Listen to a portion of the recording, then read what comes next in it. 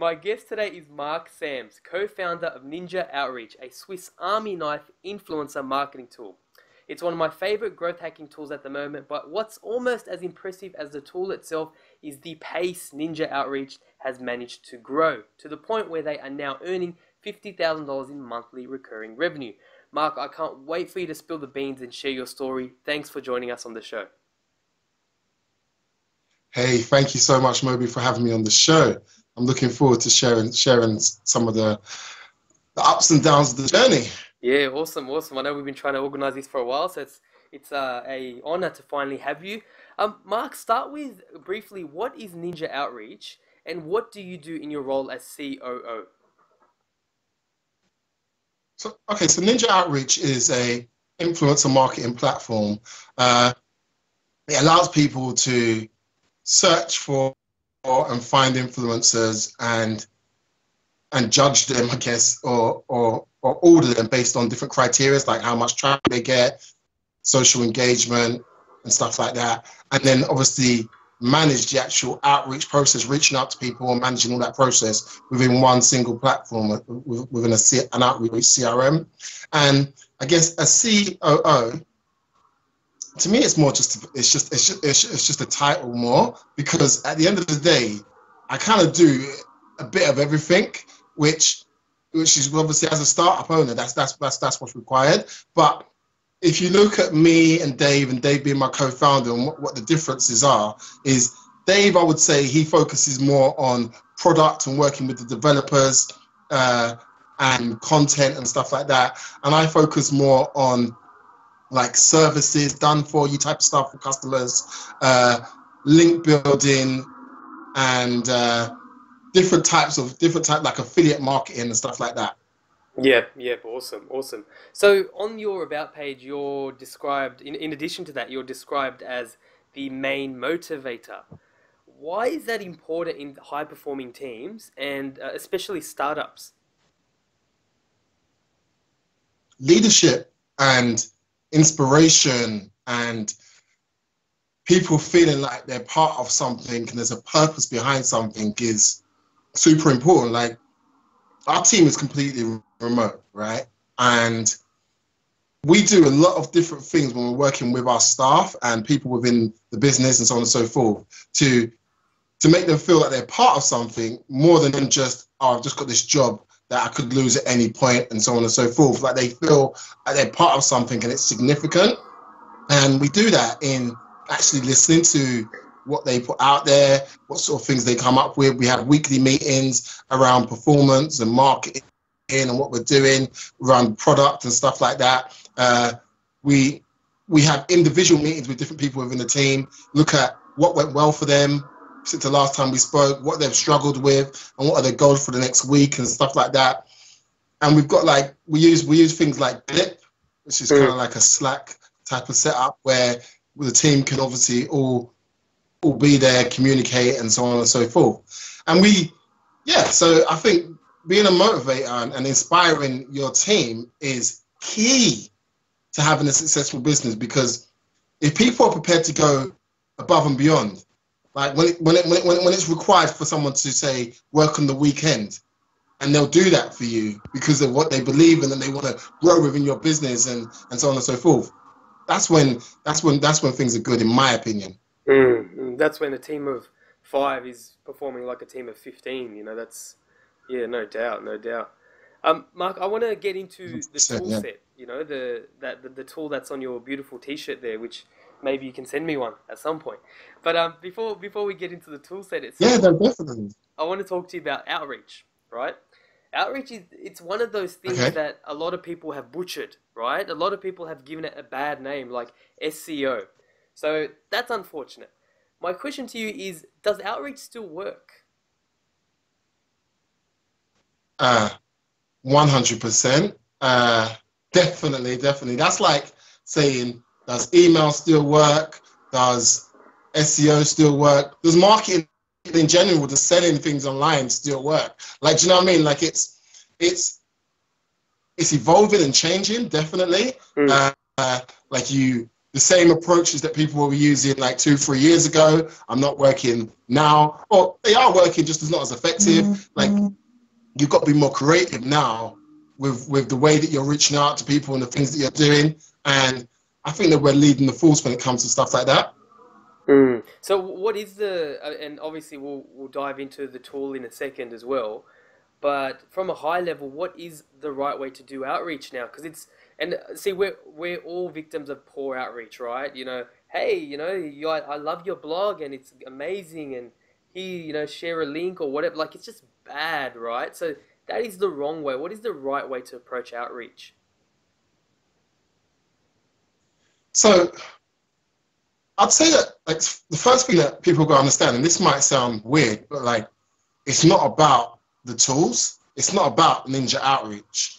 Like, Ninja Outreach helps facilitate outreach, but it's not about Ninja Outreach when it comes to the actual marketing practice of outreach. It's more to do with you understanding who it is that you're dealing with, and what's important to them. So, like, and also thinking about, like, who owns your audience, what sort of things they're into, what could be really good, like, as a collaboration. Like, what a lot of people don't do is they don't spend time really getting deep and getting intimately understanding their industry. Like, what are people talking about? What's getting people's backs up? Where are their pain points within the space? Like, a lot of people don't focus on really what's going on within their space and really truly understanding what's happening, so that when they're reaching out to people, they're reaching out to them in a way that gets people to sort of, like, take attention, like, stand to attention and be like, oh, well, okay, what have you got to put out there? Because, like, you mentioned, like, the sort of the standard sort of template of I've looked at your blog and so on and so forth, and that's classed as, I guess, bad outreach. But I don't know if that's necessarily bad outreach, because if you have looked at their blog and you can actually maybe mention something specific which is relevant, and then it's when it becomes more generic, where there's no sort of basis to what you're saying, and it is literally just cookie cutter templated out. But like, if you have looked at the blog and, like, you maybe have read a post and you maybe can mention something specific about that post that you thought, oh, that was really cool, or I like the way you came at that because I think of it from this point of view and stuff like that, then that's cool. Like, I don't see that as a problem. I don't see it as a problem at all. I think one of the main things about our outreach is that you want to make sure that you don't sort of go on for too long.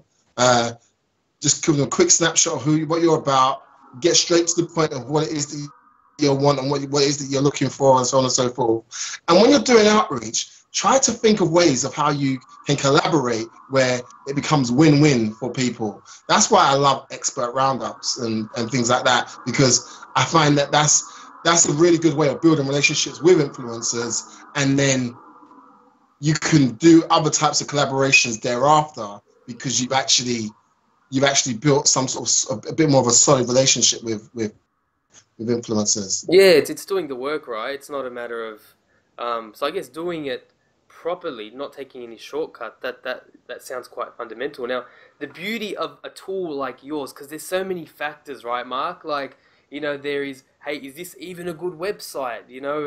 Where do I go and find them? Like, do I do search engines, and do I do this and do that? So that, getting down to it, the beauty of your tool is, so on the website you talk about, it claims to help people with guest posts and link building and cold emailing, podcast guests, lead gen.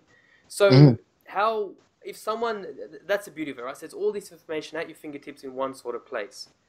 Now, I know what a lot of people are thinking, it's another tool.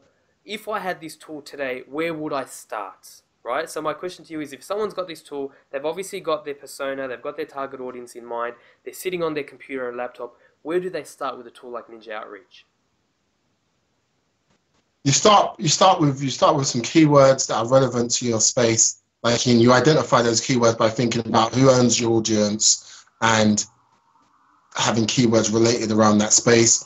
Go to places like Quora, type in your keywords, look for what questions people are typing around those keywords, and use those questions as well as search terms, and start running searches. Starting the research, the prospecting stage is the first step. Researching and getting like lists of people who are relevant. What I try to do is I try not to spend too much time filtering out. But don't get me wrong, for certain outreach campaigns, filtering is important. But typically, if I'm doing like a guest posting campaign or a podcasting campaign or something like that, I try to just get a large amount of people who are relevant to whatever it is like I've decided is who owns my audience, what the topic is. Once I've got that list of people, I save them into the platform. I then like I have a little look through. Like I go through some of the sites, I look at what's going on and so on and so forth, get a general gist and feel for it. Sometimes I spend a long time there, sometimes I don't. It just depends on the campaign itself. If you're just starting out, I'd say spend a long time doing your research. That's what I would say personally.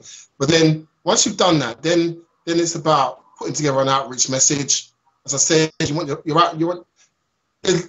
can go on Google and you can type in outreach email templates, yeah, and you can find lots of different variations of templates. So I'm not gonna go through the best outreach template here and now, like, because you can find lots of different variations, and then you can pick pieces and put it all together and basically craft your own sort of outreach message with your own thing. Like, and it's different strokes for different folks, and different campaigns require different types of outreach messages. So there's no one winner.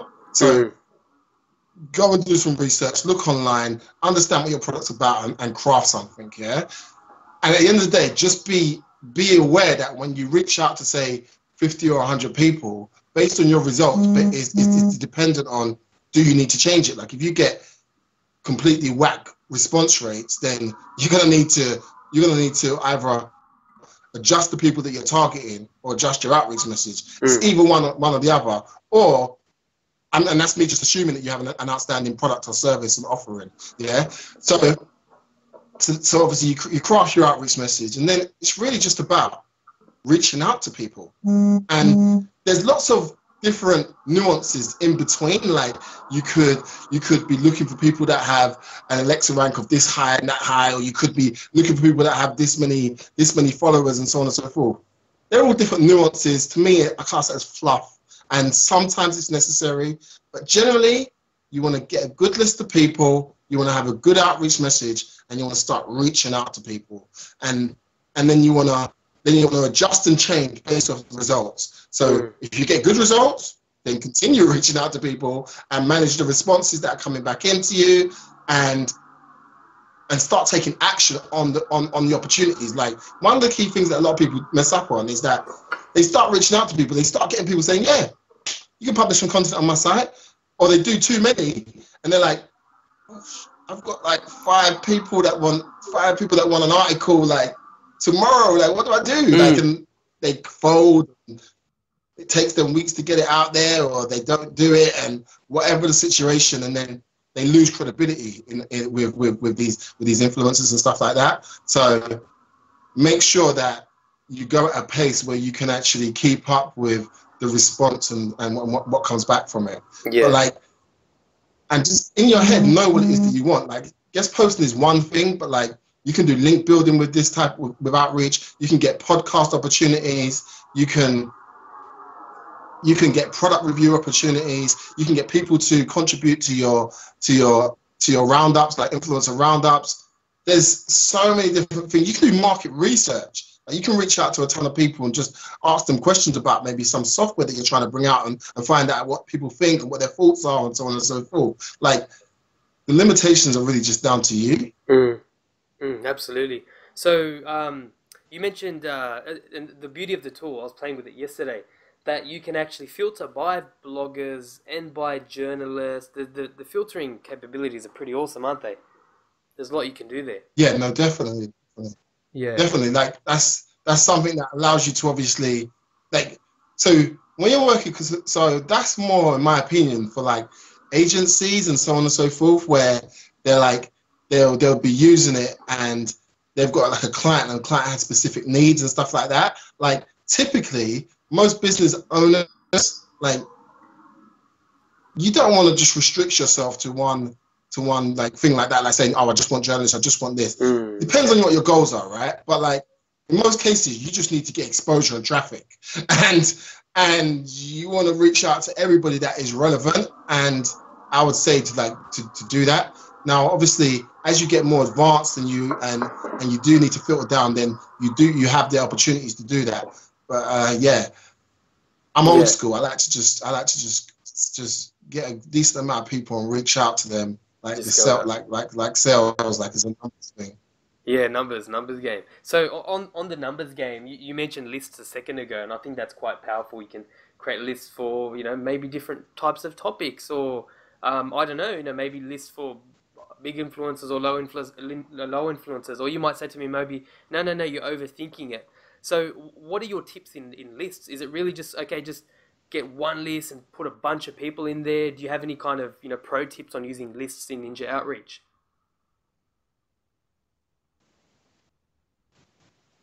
So when you're creating a list, right, like, I think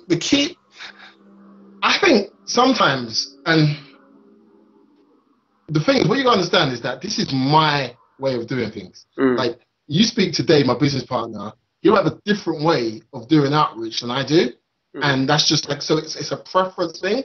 But and there's lots of different people that use our tool, like, and they use it what preferences to what they think works for them and so on and so forth. So in my opinion, like, I feel like you can spend a lot of time filtering and ordering and so on and so forth, yeah? And in the time that you do that, you still, the people that you think, oh, I've got like this best list of people that are DA 30 and above, all people that get this much traffic and so on and so forth and stuff like that, yeah? And then the time that it took you to set all of that up and so on and so forth, and maybe delete out people that you don't want and stuff like that, like, you can just reach out to everybody. And you don't know what opportunities are in that list, because I've seen crazy things come out of it. Like, you don't know, like, who that you speak to, just because they may not work with you right there and then, they come back to you a couple of months later. You don't know that little bloggers, like, there's people that we've done guest posts. We've done like 170 guest posts, yeah? And there's people that we've done guest posts with who were classed as small back in the day when we were small, when we were just starting out, and they're much bigger now, and we're seeing traffic come from posts that they created ages ago. Do you know what I mean? That we published on their sites ages ago. So to think that you know it, you have your criteria in your head, I feel like that can block certain opportunities. I believe that something that Pat Flynn talks about, be everywhere, and because what is it? One is better than none. If you know what I mean? Like, so even if it's a small site and you get, like, that small site might have some executive who just comes across it, looks at your link, ends up coming over to your website, and it's like he talks to people in this company and says, yeah, let's sign up to your highest package, or so on and so forth, or whatever the situation is. Like, you just don't know. So that's my mindset. Sorry if it's not conventional, like that's the way I think. I like that. It's not a bad philosophy, put it out there. You don't know what you're going to get. This might be a question, it might be a dumb question, I don't know, your area is very new to me, but when you're starting out, right, because you gave some good piece of advice earlier. You said, okay, when you start out, if that didn't work, then maybe you change your list, or maybe you change what you're sending out and you keep refining it. When you start out, is there a best practice hit rate you should be going? Is it like, okay, for every 20 that I send out, if I start getting 1 or 2, that is good? Is there any kind of benchmark you should be aiming for in the start? It's all industry dependent, right? So if we're talking about the marketing space, yeah, I feel like that space is very responsive. It's very responsive. So if I went out to 100 people, I'd expect 15 to 20% response rates. Right. Roughly, yeah, in that space. But then I might go out to, like, injury and claim space. Do you know what I mean? Like, and we're trying to build content and authority in an injury and claim space. 2-3% response rate. Like, so we're doing a case study at the moment for one of my friends who works as a casino affiliate, and they make stupid money. Like they do paid advertising and so on and so forth, spending like over $1 million a month on just paid advertising. And obviously they also they're doing a bit of SEO, and they've been doing outreach and stuff like that, promoting infographics and stuff like that. And because we're doing this case study, they've showed us some of their numbers. I'm not going to go into the whole thing, but like basically you'd be surprised. Like I'm talking, they're going out to like 1,000, 2,000 people and getting 1.4 response rates.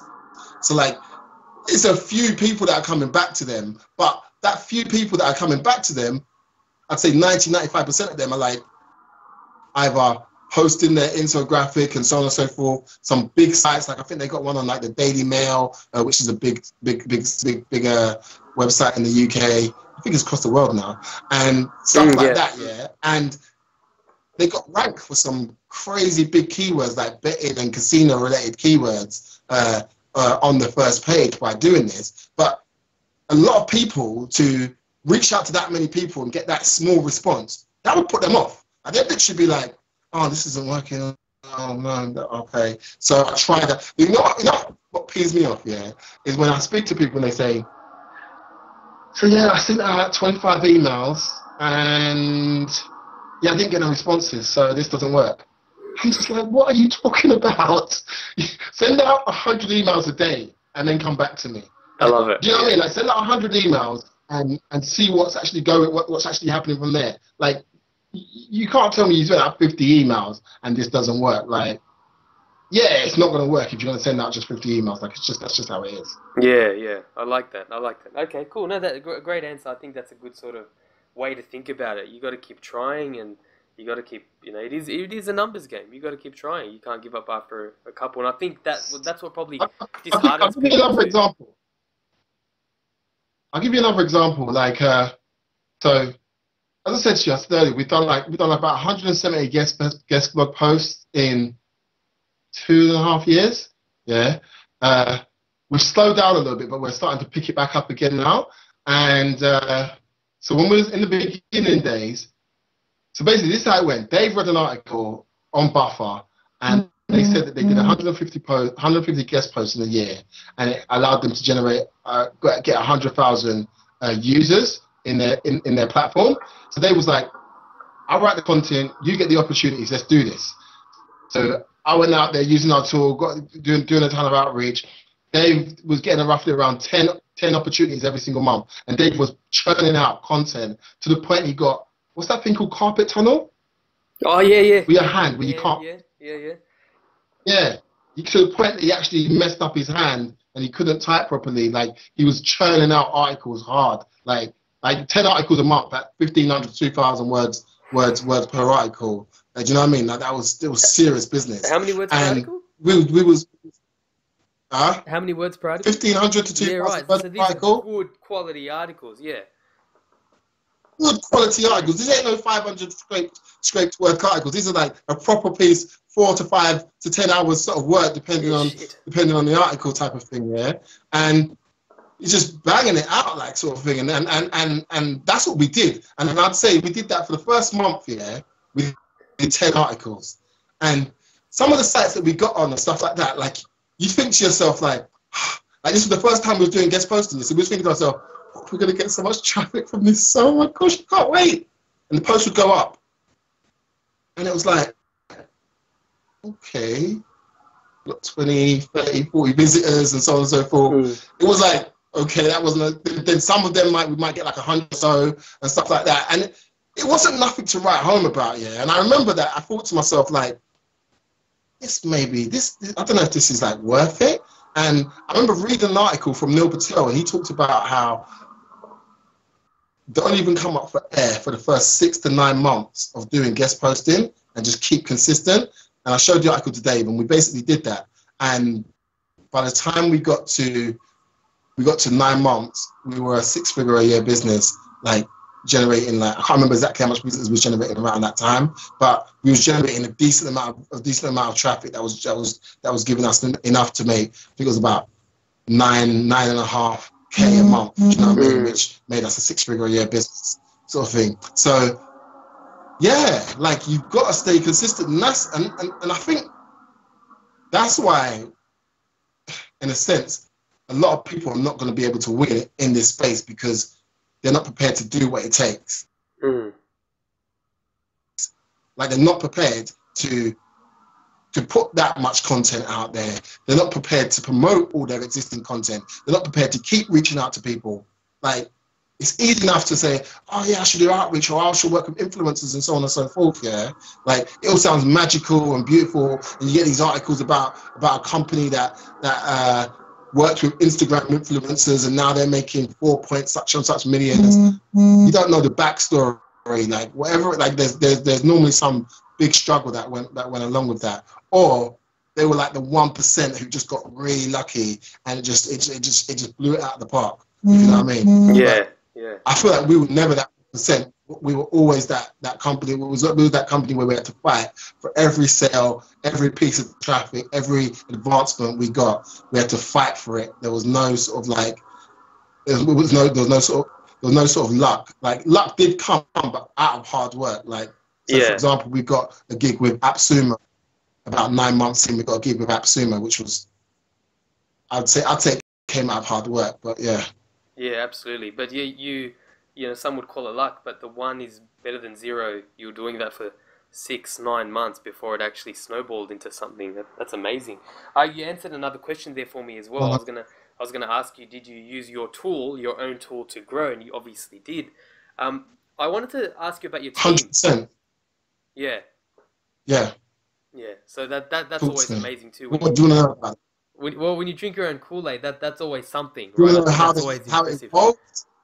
Sorry, say that again.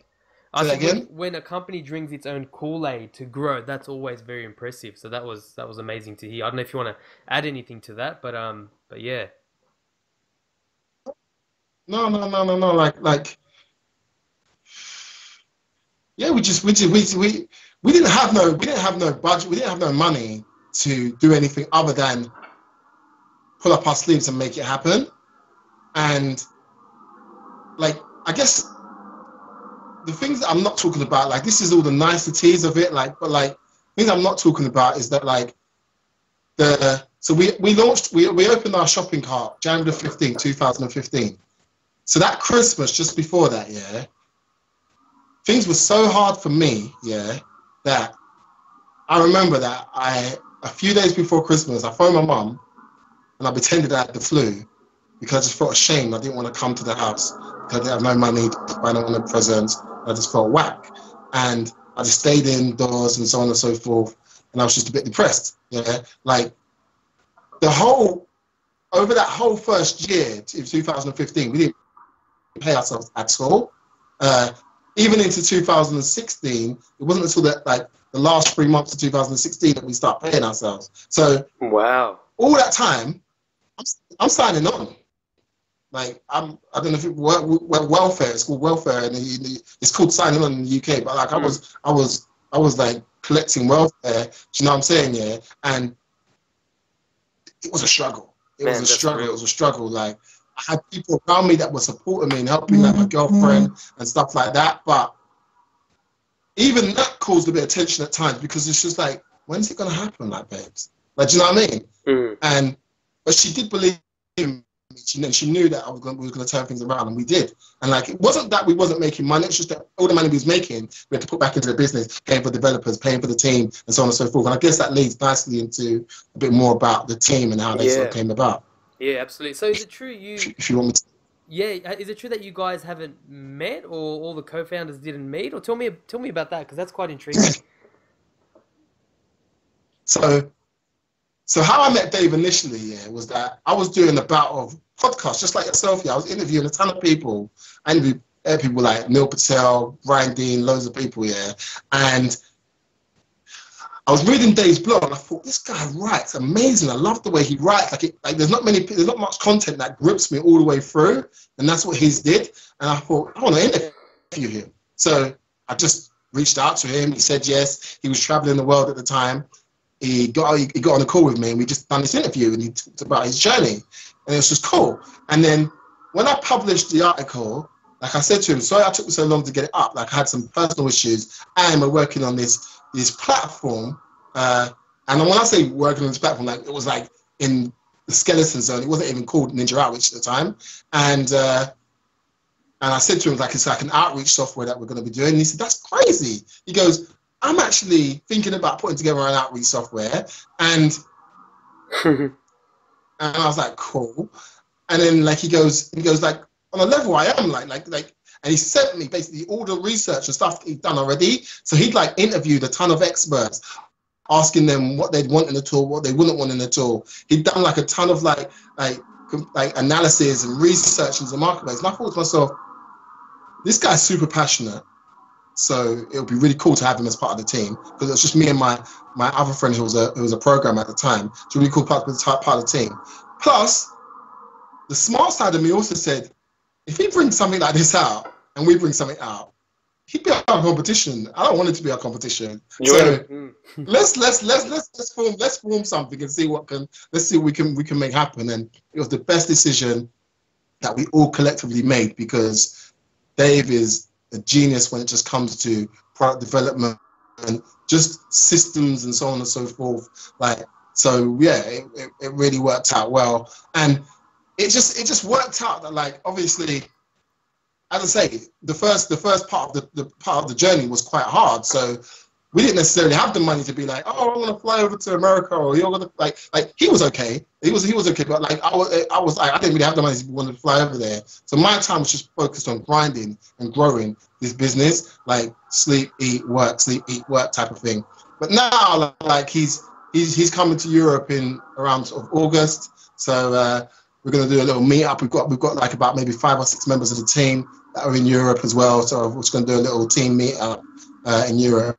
Probably do a few escape rooms and stuff like that, and have some fun. Awesome, man, awesome. So what is the key on running a remote team? Because that's just, you hear about remote teams, you hear about what Buffer did, you know, they have no head office and whatever, but they didn't necessarily start like that, I believe. Well, you guys started like that. So what is the key in making that work?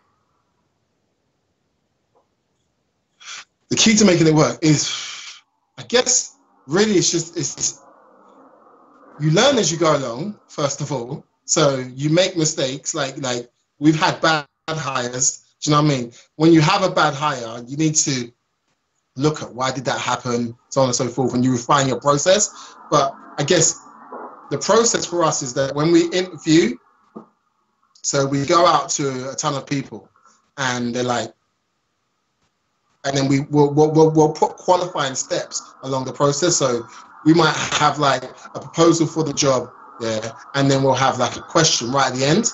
And say 100 people apply for the job, maybe only 20 of them actually read the question and actually answer it.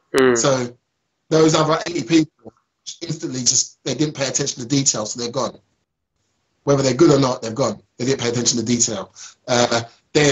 Then we'll have like a next step where we'll ask some more questions, and that probably knocks out another 15 people, brings us down to 5, get on a call with them, have a conversation with them, ask them a ton of questions, and so on and so forth. And just, if you get a right vibe and you get a feel for someone that's got some passion and so on and so forth, you give people a try. You let them know that it's a trial basis, 3 months, something of that nature, and you give them a try. And then I think the key thing is, you can have somebody that might be quite green to your industry, but if you're prepared to put the time in to develop that person, in like our space, a lot of people can learn really quickly and they can pick things up. People can go and read information. There's websites like, what's that website that you can, Udemy. There's like Udemy that got a ton of free marketing courses and so on and so forth. Like, so we have our team, like they have to do like a course a week and so on and so forth, and we'll pay for the time that they go through doing that as well. You know what I mean? So there's ways that people can develop themselves, and if you spend a bit of time educating your team and stuff like that, also creating processes that people can follow, and then they can come back and ask questions.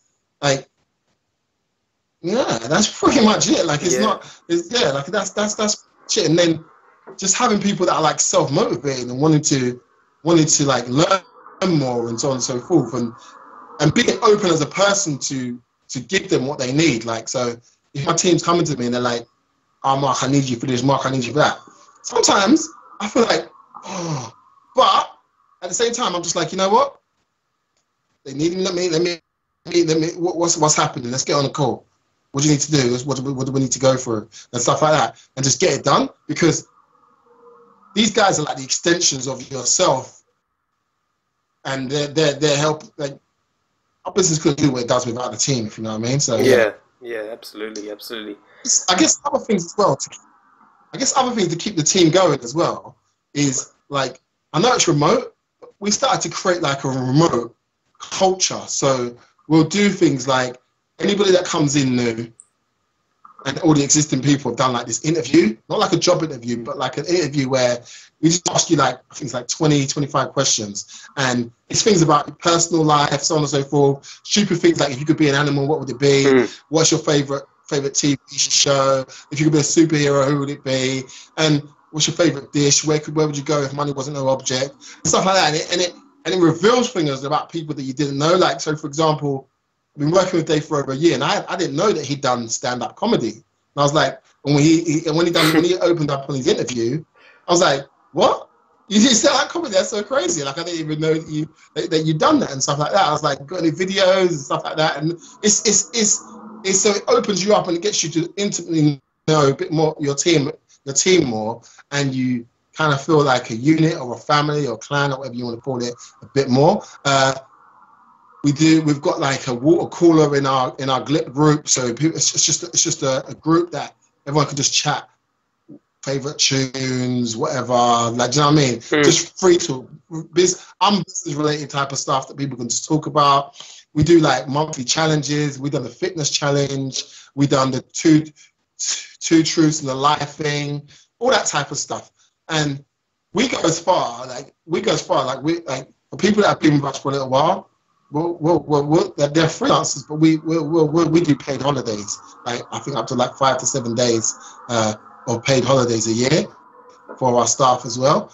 Like, for people that have been with us like for a decent amount of time. So yeah, that's pretty absolutely.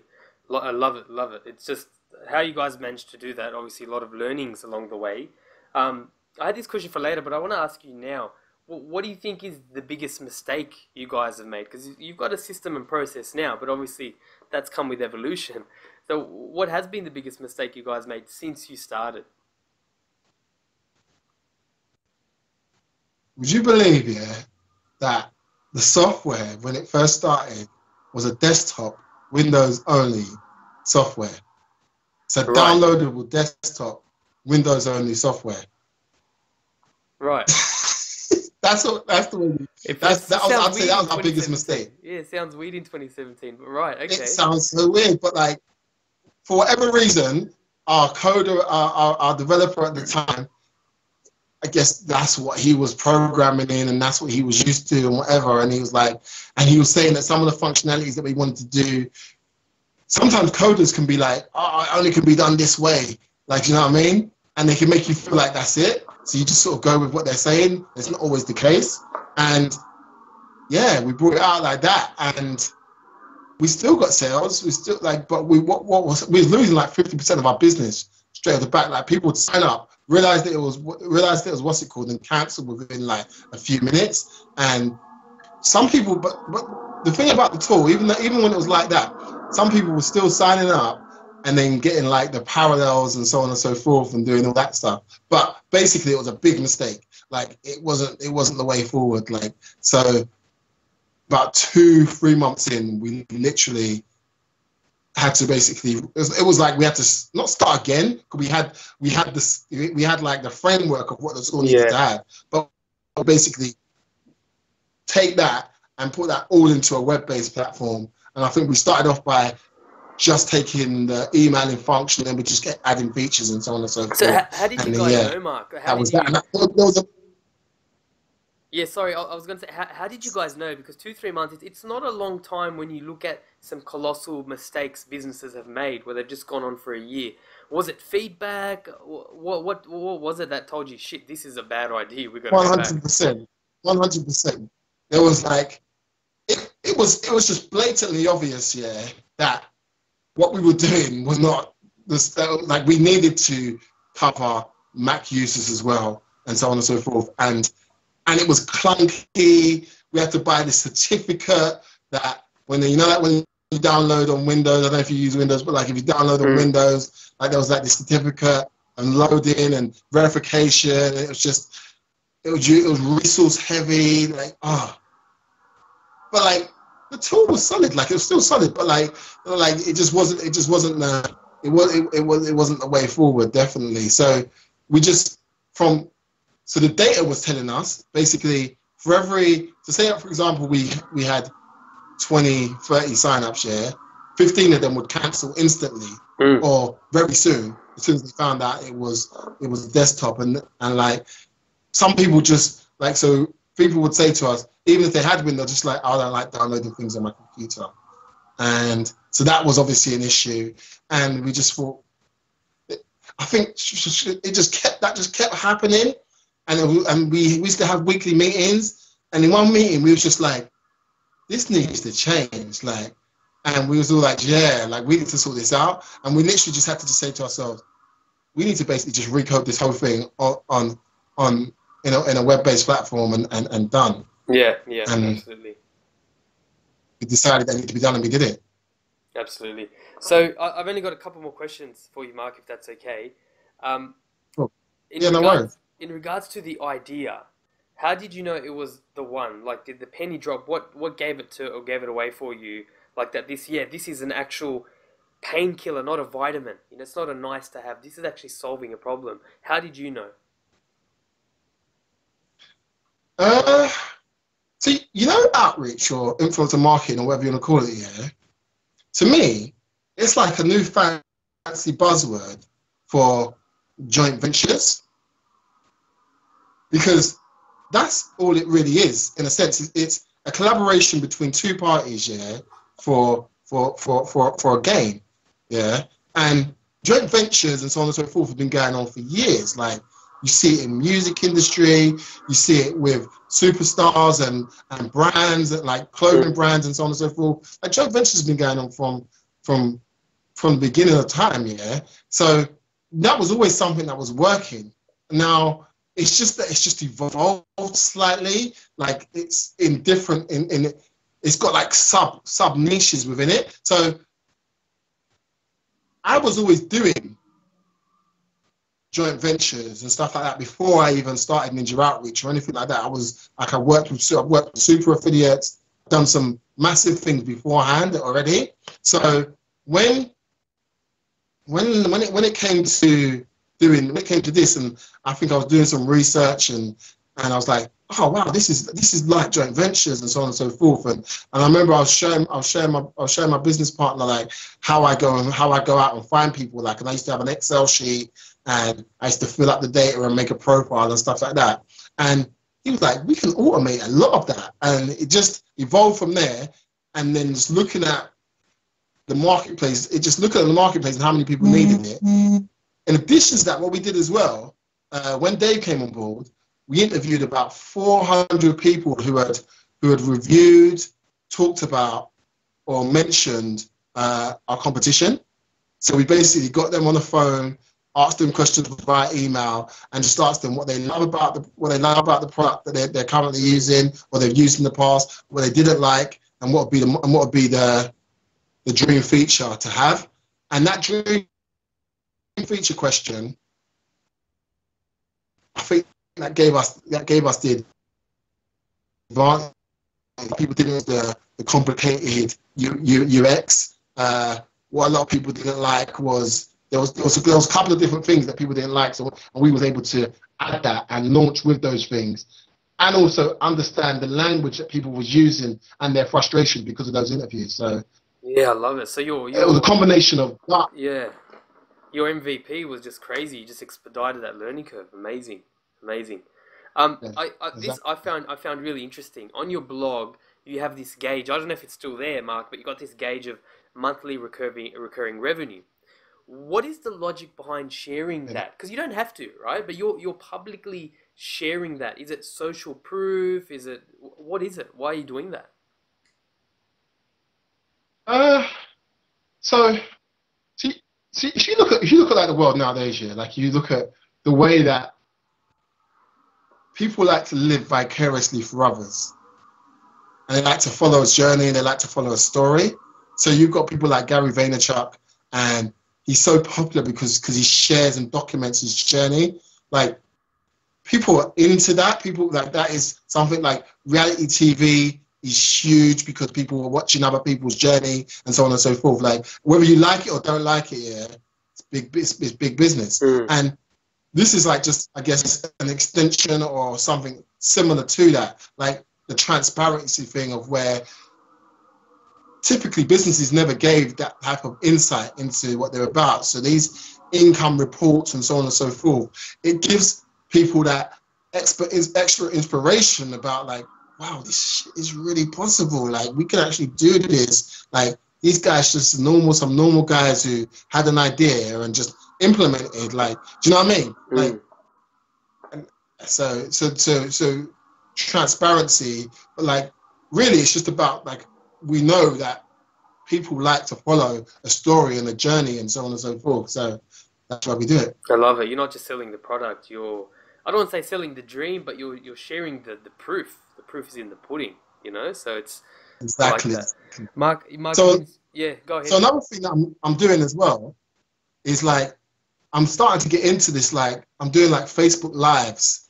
Do you know what I mean? Like, I'm sharing bits on Snapchat and stuff like that, like sharing stuff on Instagram and so on and so forth, because, like you say, the next level of, like, engagement with your audience, it's got to be, you've got to give them more. You've got to give them behind the scenes. You've got to give them, like, motivation, inspiration, and that sort of stuff. And so that's why I'm like, I'm trying to do all those different little extra things as well. And it's helping me grow as well, because it's outside of my own box. Like, I have to get into that sort of stuff. Yeah, right. So you're gonna have your own D-Rock following you one day, like Gary does. That would be so cool. Yeah, it would be cool. So cool. It would be cool. Mark, thank you so much. You've been so valuable. You've been so valuable with the time you've spent with us. My final question was, and just by talking with you today, I've gotten such an insight to what you are, what makes you the kind of person you are, and you've obviously done other things previous to this as well. So what keeps you going? What's your motivator? So I guess I want to ask this because you're the motivator at Ninja Outreach. So what motivates the motivator? What keeps you going? And, you know, like, even to the point, if you can talk about a high level and then maybe quickly even at a tactical level, do you have a priming tactic in the morning? If you can talk to me about that, I'd love your thoughts. So, like, setting goals, clarity, like, having, like, a bigger picture of who I want to be, like, certain traits that I aspire to become, like, do you know what I mean? Things like that. So when I wake up, that motivates me. But, like, don't get me wrong, like, I'm motivated, but I have my weak points. Do you know what I mean? Like, there's days where I'll sit down and I'll watch TV for a little while. Like, I'll just chill out for a minute. Do you know what I mean? Like, I'll watch Flash back to back or something like that. Like, there's times when that happens, but, like, I think the overarching thing is that I do have goals. I have a clear vision. I'm trying to achieve something, yeah. And what I've done as well is I've created, like, social engagement as well. So my team know what we're trying to do. So they're expecting things from me. People are expecting things from me. Like, do you know what I'm saying? So my own internal expectations set with the social expectation of what I've got to do as well. That definitely motivates me. And then I guess from a tactical or on a daily sort of level of things that I do is before I go to bed, and I don't, like, this is what my ideal day looks like. It doesn't always occur like this year because nothing's perfect yet. But ideally, like, A day is, you know, I like that, an A day.